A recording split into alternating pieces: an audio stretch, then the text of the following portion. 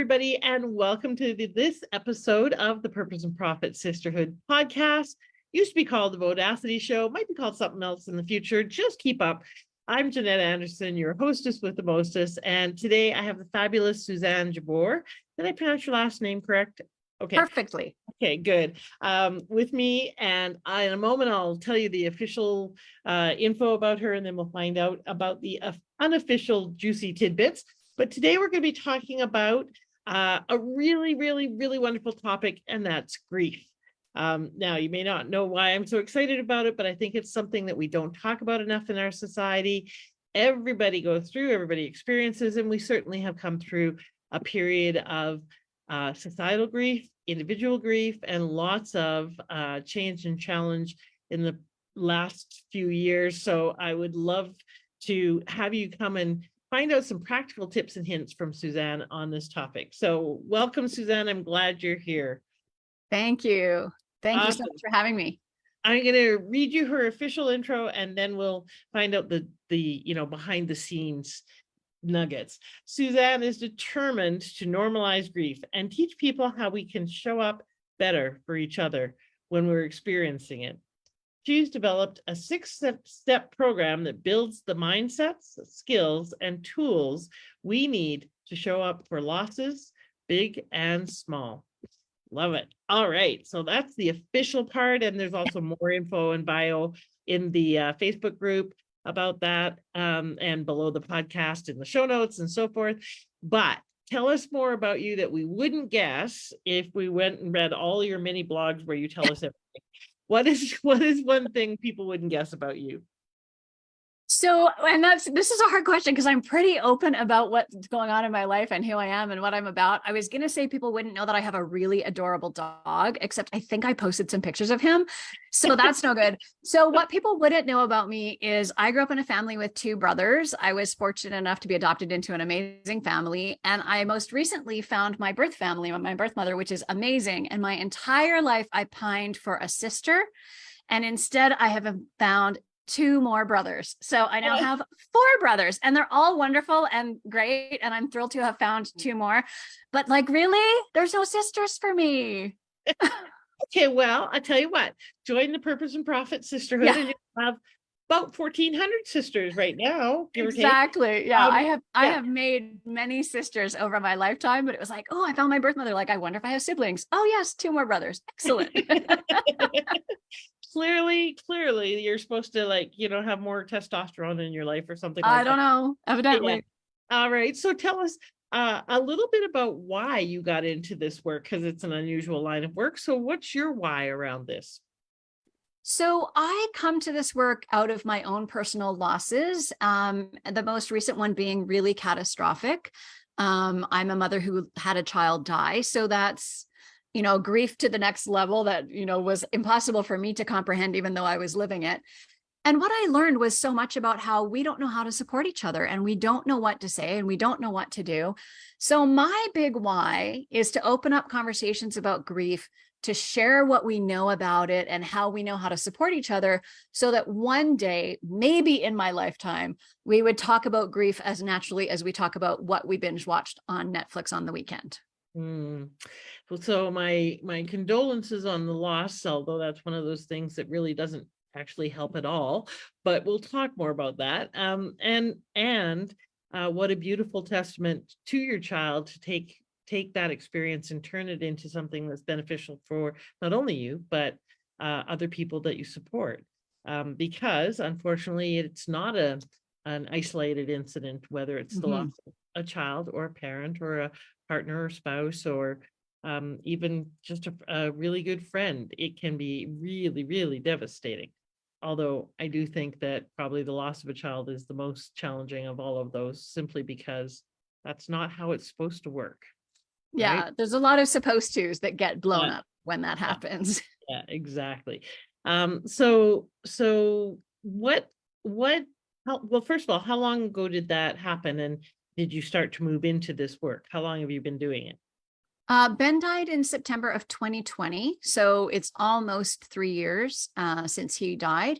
And I started writing and really became a grief educator, by necessity for me because I just needed to be able to write and share what was going on for me Mhm. very early after he died, because I just had to get the thoughts and the spin and the confusion and the mess out of my head. And that was how I could do it.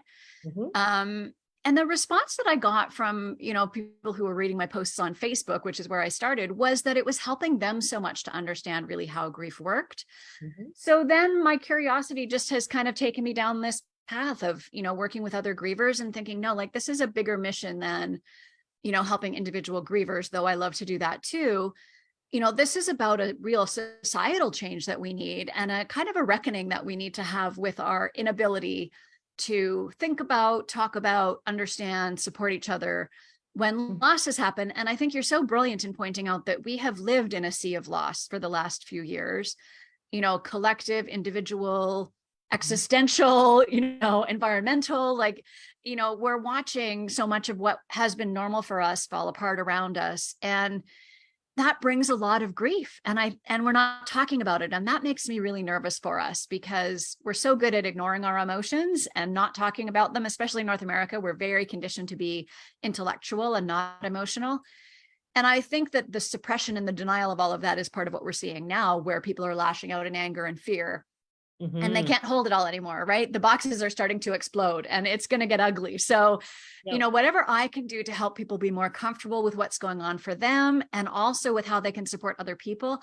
I think especially as female business owners, we see so much loss that, because we're kind of caught up in that male paradigm of, go and do and push and achieve, we kind of deny ourselves acknowledgement of. But I can't be the only business owner who's launched a product and had it fizzle, or who's had a really big goal and had it not come to fruition the way that I expected.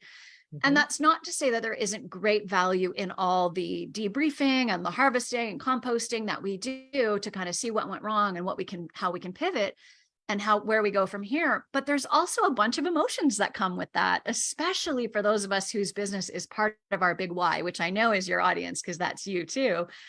When your big why kind of fizzles, that's even more emotional than if you were just, putting bottles on the Coke bottles, which of course a machine does for us now. But Right. and so our inability to talk about that, or even to take the time to just pause and acknowledge it, I think that we all have space for a lot of growth there. And that enriches our business. It enriches our relationships with our staff. It enriches. Is that even a word? I've said it 3 times now. I hope it's a word. Somebody will Google and be like, oh my God, I can't believe that woman said that over and over again. Anyway, it makes better. That's even worse grammar. Okay, never mind. I'm not going to worry about it. But it helps our relationships with our customers as well. So it really is a beautiful ripple of love that we all so desperately need right now. Exactly. And I love that statement. There's a ripple of love, because when we are present with what is, then we can Yeah, be present with other people with what is for them. But when we're not, then we can't, right? And so exactly. I'm with you. I think that the suppression of so much of the anxiety, fears, loss, grief, etc., over the last 3 years has created um, a lot of depression and a lot of what Mhm. I would call PTSD Yep. in our zeitgeist that we have not addressed, talked about, or anything. Everybody's just rushing to get back to quote unquote normal, whatever the hell that is. Um, or even the new normal, which is still just a Even variation. worse. Yeah. Let's just not deal with any of it. And I think it really, what I noticed is it really exacerbated the us versus them um, kind of tension in society, Yeah. because we were feeling disconnected from one another. And that's a loss. We were feeling disconnected from ourselves and our security and safety, a Hmm. loss that didn't get addressed, and so forth. And that made more of the us versus them, hence the Yeah. uprising Black Lives Matter and all of the political polarities, especially in the US and in Canada as well, and around Yep. the world. And still now, Russia, Ukraine, et cetera, et cetera. There's always been that, but to me, it feels like there's more of it because we are not being with our humanity, is how I would frame that. And so Yes. you mentioned, and so I think that this is an entirely critical conversation, which is why it just actually ended up being that I had 2 people on grief, and you ended up being back to back, which is I think is quite Oh, fast. interesting. Yeah.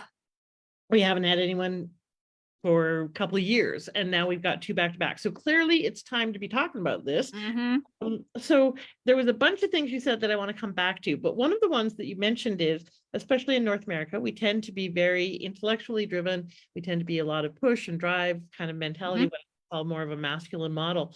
Do you notice, or in your research, have you found that there is cultural differences around grief? Like in different cultures and nations and so forth? Is there a lot of difference between how societies grieve? Yeah, there is for sure. And I need to do about 1,000 more hours of research because I'm so fascinated by it. You know, I was talking to someone the other day and they were talking about, and I still have brain fog. Brain fog is a thing that happens in grief. We can talk about that later. And there's all kinds of ways to mitigate it, but I don't take enough notes when I'm having conversations with people. But they were talking about a culture where for the service, you hired professional mourners and their job was to come and mourn loudly. And I thought that was so fascinating because in my experience of funerals and celebrations of life and whatever, we're all sitting there trying to cry as quietly as possible, preferably silently, while not really making a thing about it at all. And then like, we're going to go and have lunch. It's the weirdest thing. Yeah. So imagine what the vibe would be if there were people in the room getting paid to set the tone for it to be loud and emotional. And the amount of emotion that would be moved then, like literally moved through our bodies that we could process if we were all in this collective loud experience together, it just sounded so magical to me. So I know there are differences. There are a lot of cultures that are much better at acknowledging. They either have some kind of signaling. So you wear all black for a year, you wear all white for a year. I remember when my kids were little, a wonderful couple across the street, one of their parents died, and this was a normal, it was an aging parent. And their tradition was that they couldn't celebrate anything for a year. So no birthdays, no Christmas, no whatever other celebrations they would have had. And we only found out about it because, of course, they couldn't celebrate Halloween. And in our neighborhood, when the kids were little, Halloween was a huge deal. Like we had over 150 kids every year. It was this big thing. So they made up little goodie bags for the few kids right around them and came over and said, like, we just wanted to let you know, we're not allowed to celebrate anything for the year. And so we won't have our pumpkin out, and we didn't want the kids to be disappointed. And I thought that was so beautiful. Like, it's expected that you would spend a year feeling like you want to avoid celebration, because that was certainly the reality for me. Like the idea of getting together with people and being happy and like celebrating something just felt so foreign and undoable. So I thought that was a beautiful tradition. So yes, there are 100% beautiful traditions all around us. And many, I think, in North America, we just kind of, in the name of progress, we've left them behind, right? Whereas a grieving mom, I would have been thrilled if I had a sticker or, rent my clothes, or there was some external sign so people knew when I was out and about in the world that I needed some extra TLC. I think that would be wildly helpful. Yeah. Oh, they're just really touched by that too. So then I'll apparently cry through this. But That's good. Emotions are supposed to come out your eyes sometimes. This is what healthy emotions look like. Exactly. I was just surprised that kind of jumped up and grabbed me. So yeah, and my business brain at the same time was going, buttons. We need buttons. Right. It said, piss off, I'm grieving, or right. Grieving, or you could like select the button. Don't button. wish me a good day, because it will make me want to punch you in the throat. That might be a little too long for the button, but that was my lived reality. Exactly. I think we do. We need little buttons or signs that you can change on the day to reflect where you're at with don't even think about it, or I will slap you, right? Kind of button. Don't ask me how I'm doing. You don't want to know, right? Exactly. So let's talk about that. And oh, by the way, the only city that I know of, or the only place that I know of that does have a bit of that kind of flavor, is New Orleans, because they still hire bands to lead processionals and funerals and so forth. And it really is actually more about the celebration, but there is also that permission for the wailing and the weeping and so forth. Whatever emotions come. The only place I know in North America where that is still institutionalized and still part of the culture, which I think is beautiful, actually. So let's talk about what are some of the very perhaps most funny now in hindsight, but the worst things that people say and do with people who are grieving. What are some of the don't do this at home kids? Yeah, right. So I would say pretty much anything you've ever heard said before, just eliminate it from your vocabulary immediately. Um, Particularly what seems to strike grievers, regardless of their religious belief system, is any reference to, they're in a better place. God took them because they were special. There's so many sort of where God is in the languaging, which it was really interesting for me to hear from people who believed in God, for whom that was a real part of their belief system and what gave them strength and comfort, that even for them, it felt like, no, of course, I would rather the person be with me. Anything that makes it sound like you know exactly what they're going through is problematic. Anything that centers you in the conversation instead of them. It's fascinating too. I think, we all kind of have this sense, and I think that's what makes us so hesitant, that the things we've heard in the past don't really work anymore. They're from a time, I don't know, I blame everything on the 50s, right? Where we were all trying so hard to be, June Cleaver and Leave It to Beaver, right? Which was an illusion at the time, remains an illusion. Anything that kind of comes from that sense of, they would want you to be happy. Oh, the first time someone said that to me, it was like a knife to the heart. And I want to unpack them a little bit. So something like that, we say out of an intention of giving comfort. What the subtext of almost all of those are to the griever, though, is that you want me to be happy. The person who's saying it wants me to be happy. You don't know my son. You don't know what he might be thinking or feeling in any given moment. And frankly, at this point, he doesn't have a vote because he's not here to tell me. So what you're telling me is that you want me to be happy. You want me to be getting back out in the world. You want me to be over it. You want me to move on because my grief makes you uncomfortable. So what that means to me is that you are not a person I can safely grieve with.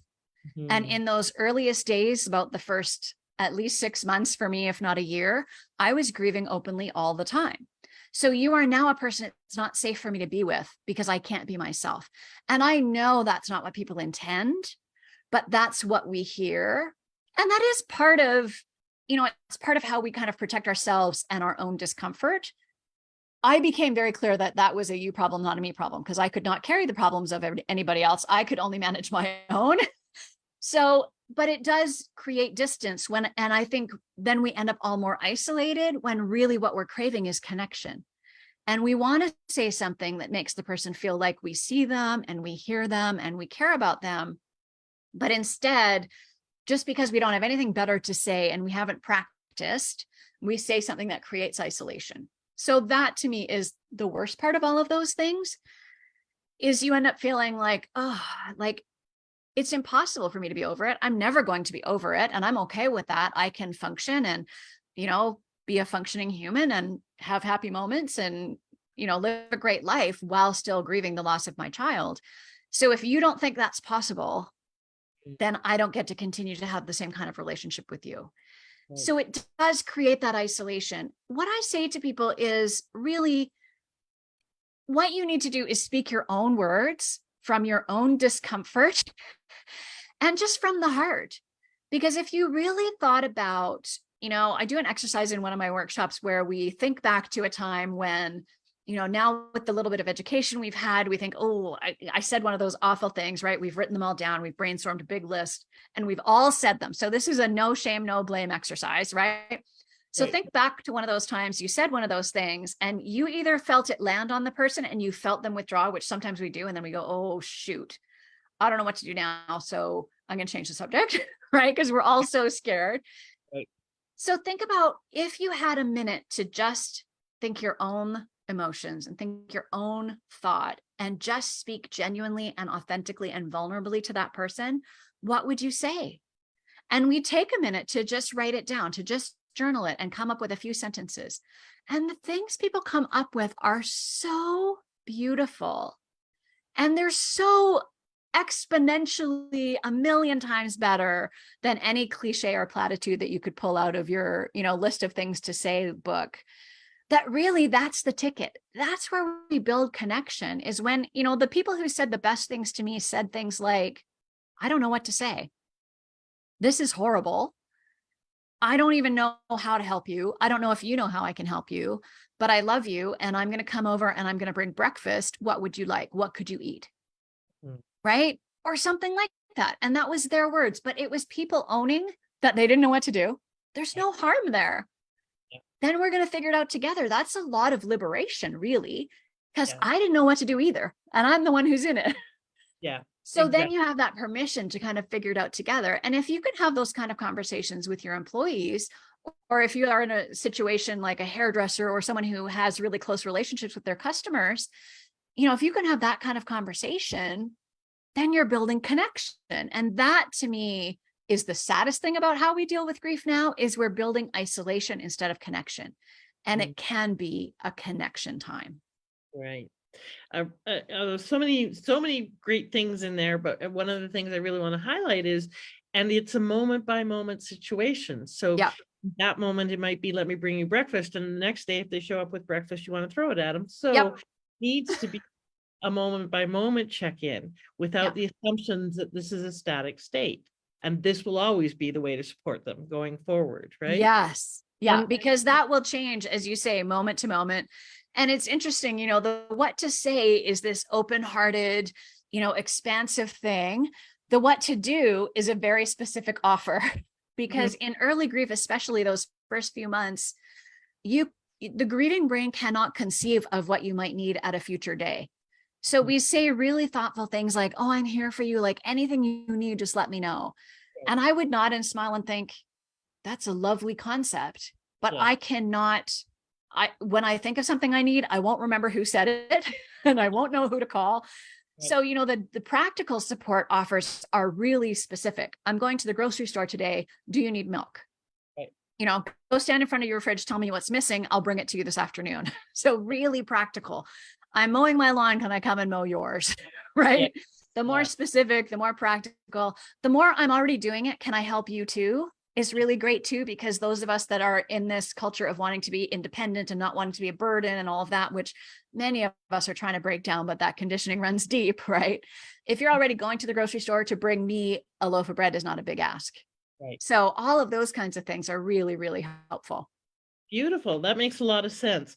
And you mentioned before that while we're on the topic, one of the aspects of grief is poor memory. What are some of the Mhm. other things that people go through while they're in deep grieving, and that we may not be aware of, or that we want to know about in terms of some of the stages, so that we're not surprised, or whatever the case may be. So what are some of the aspects of grieving that you wish people knew more about? Yeah, I wish we talked about them all the time. So this is this is my mission. Let's talk about them all the time, because I say to people, anything you're feeling or experiencing, someone else has before you. But because we don't talk about it, my initial thought was, oh my gosh, okay, so my child has died. I've also lost myself because I don't know who I am. And evidently I have like immediate onset dementia because I can't remember anything. I don't know how to like bathe myself. Like it was brutal. It's brutal, those first early days. So the brain fog is real, the memory loss, the inability to do sequential tasks, your connection with time gets really messed up. I think that for me, that was also impacted by the COVID of it all, because Ben died right in the midst of the fall lockdowns that were coming and different restrictions that we faced. So we all had kind of learned in the previous months that actually time was a construct, clearly, because it didn't make any sense to us anymore. And then you layer grief on top of that. So one of the things we can do that really helps people is do things like reminders, or help them set an alarm, help them make a note. In a workplace, we have so much ability to support people through technology, right? Remembering due dates, super hard, but there's so many shared calendars that we can use now, so many ways we can break down tasks and say, this is first, this is second, this is third, this is fourth. It's easy. You could voice to text it. You don't even have to type it, right? It's so easy to do some of these things now. So for sure, that's the brain fog is the biggest one when it comes to the workplace, needing support with multi-step tasks. A lot of people have trouble eating anything, eating the wrong things. Eating just becomes really complicated. Sleeping is another one. Sleep disruptions are huge, which means that you're already exhausted and you're not eating and you're not sleeping. So your physiological self is all in a hot mess. Like grief is a physical thing too. A lot of people have physical pain. Numbness in their extremities is really normal. What else? Oh, for me, one of the interesting ones about brain fog, I've lived in the city that I live in now since I was 8. And you can tell by looking at me, that was a few years ago. I'm in my mid 50s now. I've lived here since I was 8. That's a long time. I know my way around pretty well. I have never used my GPS so much in my entire life, because to remember to go to this street and then turn a certain direction and then go a certain distance to turn to another, I just couldn't remember it. It didn't stick. And this is a city that I've driven around since I was a teenager. So it really shows up in really interesting ways that we don't talk about. And so then it's scary when it happens to you. It's all happened to somebody. They just felt worried and they didn't want to frighten anybody and they didn't want to out how weird their whole life had become, but it's normal. Whatever's happening to you, it's normal. Well, and let's talk about a little bit about the timeline of grief too, because I think a lot of people assume the worst of the grief is typically right when it happens. Mhm. The experience, actually, most people are busy coping in that period. And it's not until 6 months, sometimes a year later. I was just talking with a friend whose wife they've gone through 4 years of her battling with death. Mm. Surgery after surgery and so forth, and him being strong for the kids and so on, and she was just diagnosed as cured, and now he's grieving, but he's confused by it, because why would I be grieving now she's okay. So talk a little bit about when, like, one of the things I do is I put in my calendar 6 months and 8 months and 10 months and 12 months after someone dies or something happens, to check in with that person. Yeah. Because that's typically after they finish the coping when the grief actually lands. So talk a little bit about that and how people can support people in a timeline kind of way. Yeah. First of all, that's brilliant. And what a lovely gift that is to grievers. Because what I'll say is that you reaching out on those milestone kind of times is such a gift. Because I, as the griever, I know what day it is. I know how long it's been. Yeah. I haven't forgotten. And to know that other people also haven't forgotten is really, really magical. So that's a huge thing. And what's beautiful about it is it does acknowledge that this takes a really long time. It takes a really long time. So I would say, the acute phase where you're just in shock and barely functional is probably a few months, to be realistic. I think, and I don't want to set a timeline because really it's different for everyone. But when we talk about early grief, the acknowledged norm is that it's about 2 years. And I think part of that is because we're so trained. We've been told all the firsts are going to be really hard. So we kind of steel ourselves and it's going to be, the first everything is going to be almost impossible. And it is. The thing that I didn't realize is that the seconds were going to be worse, because I hadn't steeled myself the same way. And as you say, you're a little bit further out of shock. You're a little bit further out of survival mode. And your brain is really starting to understand that this is actually forever. Even though you knew it was forever right at the beginning, now you really get it. Like, this is like forever. There's going to be a third thing that he's not at, and a fourth one, and a fifth one. And I mean, hopefully I'm 50, so maybe there'll be like 40 more of them. Yeah. There's going to be a lot of them that your person is not at. And so I think, acknowledging that those first 2 years really are early grief. Like, that's really to be expected, that you would still have moments of overwhelming emotion. They spread apart. There's so many great analogies using water and waves around grief, which for me are super helpful because I just get water. I understand it. So it's that, those early days are a tsunami where you're just like the flotsam and jetsam underwater, and you hope you can bob to the top for a breath every once in a while. And then you spend more of your time on the surface. You only get doused every once in a while. And those get further and further apart. Sometimes they're predictable, sometimes they're not. And I expect that I'll have those moments probably for the rest of my life. And I'm okay with that. But society doesn't understand that. Society wants you to grieve quickly and preferably quietly, be over it at the end of the funeral, memorial, celebration of life, and then pretend that everything's back to normal. And that's just not the way that it works. Right. So the more we can share that reality, then the less we feel scared and isolated when it's happening to us. And Mhm. yeah, if you can put a calendar, a note in your calendar so that every year you send that person a text message, that's a gift.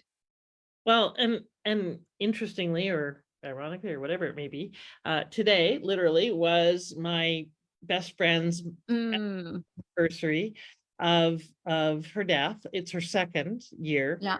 of that, and just sent her some love, and she said, yeah, kind of kind of teary, and thanks for remembering, and yeah, basically I'm okay, kind of thing. But just to, and literally I would not remember if it wasn't in my diary or in Yeah. my um, but it is something that I think we can do some really tactical little things like that that helps. I Yeah. could talk to you about this for hours, but we're almost out of time. But I do want to talk about one of the things you mentioned, women in their business, especially that we Mhm. have a lot of losses because and we also tend to be comparative because I had someone a couple days ago, another good friend say, well, it's not like I lost this. So Yeah. she's a lot of grieving and so forth and so on. It's not like it was what did you call it? A capital T trauma. It's only a little. Mm. And I was like, oh, why does it only deserve a little T? Because it doesn't matter what it is, it's a No. trauma. And the comparison serves nothing. So whether we lose a client, whether we lose some kind of project that we wanted to have or Mhm. do, whatever it may be, those are all losses. So what would you say to, especially women, because you mentioned women in business and so forth, and we do have this culture of push, drive, just get through it, get over it, move on. Mhm. What would you say to them in terms of how to deal with grief in business? Whether it's teammates or their own grief or whatever the case may be, what would you say around that? I think the first hugest step really is to just normalize it and just acknowledge that it's a thing. If we think about what those meetings look like after we've launched a project, whether it was great or not, we sort of have a meeting and we all go, oh, wasn't that great or wasn't that terrible, whichever one. And if it's terrible, we tend to go to some kind of debrief, right? Where did we go wrong? Where did we miss the mark? All that kind of thing. But we don't start with, first of all, acknowledging our team, right? Who may be feeling all kinds of things because they've put their heart and soul into this project and it fizzled. So an acknowledgement, like we all worked our butts off and we Yeah. thought we were right on track and Yeah. and we missed something somewhere, and you're still valuable to me. I still think you're all amazing. Yes, we need to pivot, we need to figure out where we missed the mark, we need to relaunch, rebrand, whatever, but for a minute, let's just think about what we thought that launch was going to be as opposed to what it turned out to be, and just allow those emotions just for a minute or two. You could have a moment's silence even. I mean, that sounds a little bit formal and maybe a little bit uncomfortable, but we're not going to get more comfortable with this until we get uncomfortable. Yeah. Because it's like learning any new skill, right? We're learning a new skill. The beauty of that is when you acknowledge those losses that are not the loss of a loved one, which we know are big, if Mhm. you acknowledge the smaller ones, it gives us a place to practice. So we get to practice. How do I do self-care? How do I connect to my own emotions? How do I let them flow through me in a healthy way? How do I feel all kinds of anger and frustration and despair and not scream at my kids, right? Like, how do we do that in a way that's healthy? And then we're practicing languaging. We're practicing supporting each other. We're practicing how we talk about it so that when one of the big ones does happen, we have a little bit of comfort. We have a few tools in our toolbox, right? Me in the early days, a grieving mom, grieving out loud, I am not a good first assignment. Mm. But if you've had a little bit of practice in other circumstances of loss, then it's a little bit easier to go, okay, this is a stretch, but I know I'm okay with being uncomfortable. I know I can go in and speak from my heart and I'll do no harm. I know I don't have to be scared that I'll remind her because she remembers, right? You've learned some things along the way.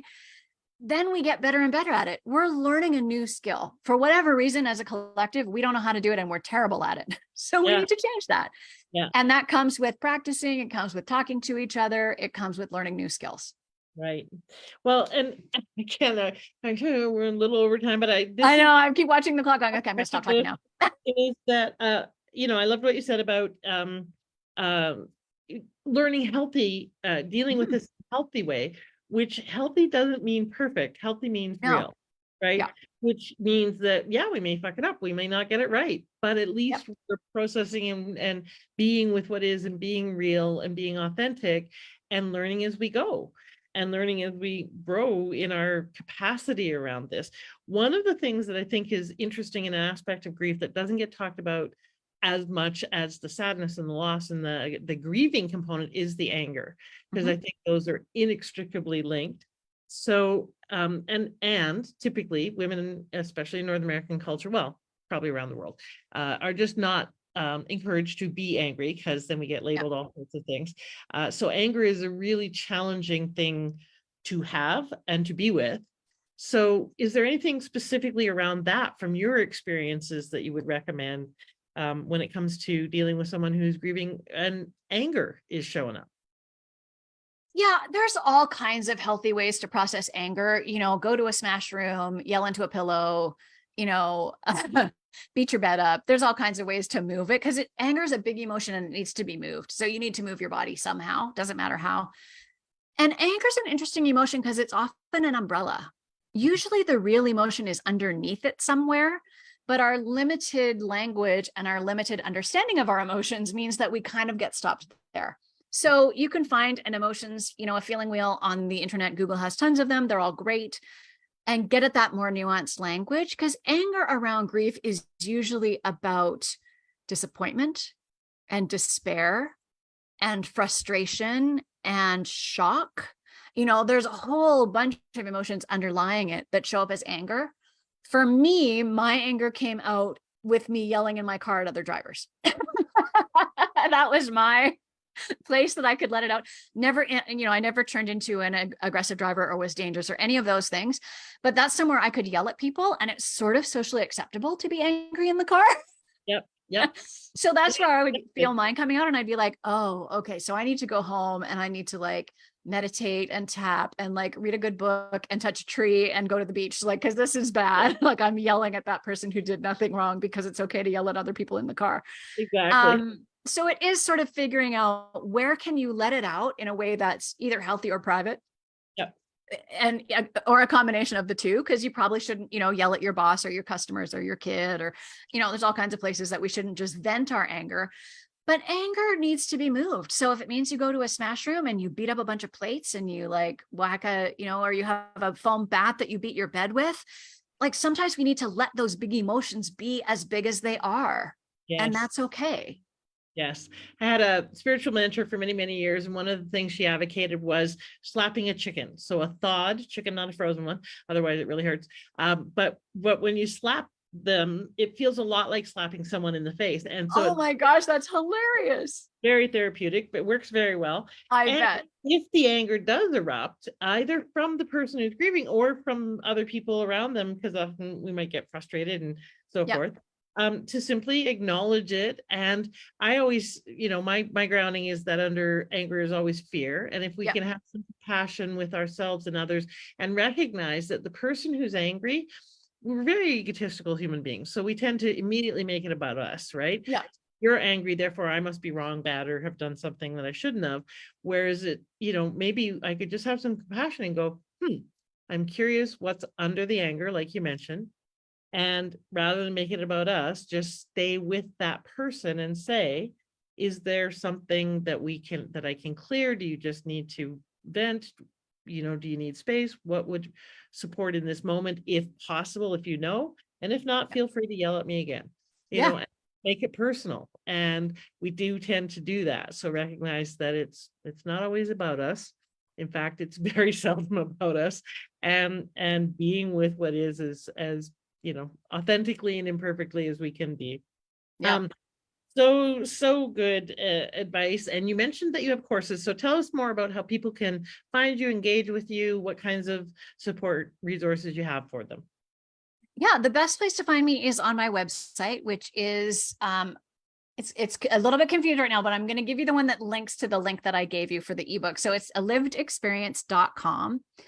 And you'll find a link for a really great ebook about how we can support people at work in the show notes, in the Facebook group. I'm sure Jeanette will put it everywhere.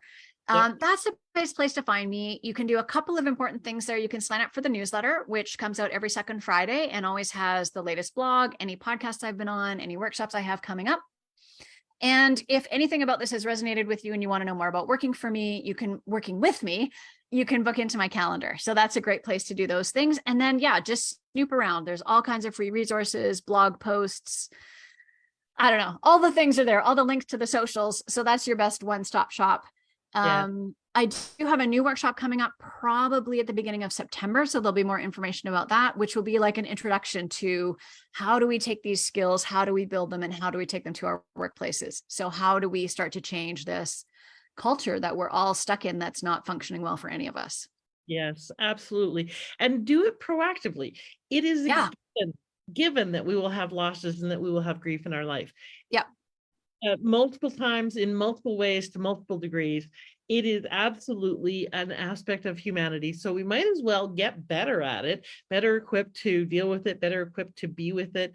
And so doing this proactively is not only good in terms of what may be coming, but in my experience, almost everyone, myself included, has stored up residual grief that hasn't been expressed or moved or Yeah. worked through our body. Even if we've done a lot of personal development work, which I have, Yeah. there is still grief that kind of pops up and goes, oh, there you are. And so learning and becoming more comfortable with this, more able to deal with it, more able to be with all of the aspects of who we are as human beings, just makes us stronger and better in every aspect of showing up, being a leader, just being functional as a human being. So thank you Yeah. so much for the work that you do. I think it's so important. I think that it is wonderful to find the efficacy, the joy, and the contribution out of the challenges that you've gone through, and to take that and turn it into something that supports you in your journey. Mhm. It also supports others, which is really at the core of almost every coach I've ever worked with, or counselor or therapist, is, this is how we do our work, is to be the source of that for others as well. Yeah. So congratulations on that and on Thank finding you. wonderful need support. And please do connect with Suzanne and take advantage of those resources. Check out the ebook. By all means, take the courses, do whatever you need to do to get into her world and deal with this, so that you have support for what you have gone through and what you will go through in the future, and can be with others better in a way that's truly supportive. Thank you so much for being here, Suzanne. What's one last thought you'd like to leave everyone with? I think as you were sharing about anger, so much of the time when it comes to grief, we're responding with fear. And if we could choose love instead, that would change the world. Beautiful. Thanks. Me too. You're welcome. Thanks so much for having me. Awesome. Thanks for being here. Everyone, hold on. Let me just. Okay, there we go. We're not just got dogs can hear it. Yeah, that's a really good note to leave things on. So thanks for being here, everybody. Thanks for listening and doing this work. And thanks in advance for connecting with Suzanne. All right. Take care, everybody. Bye for now.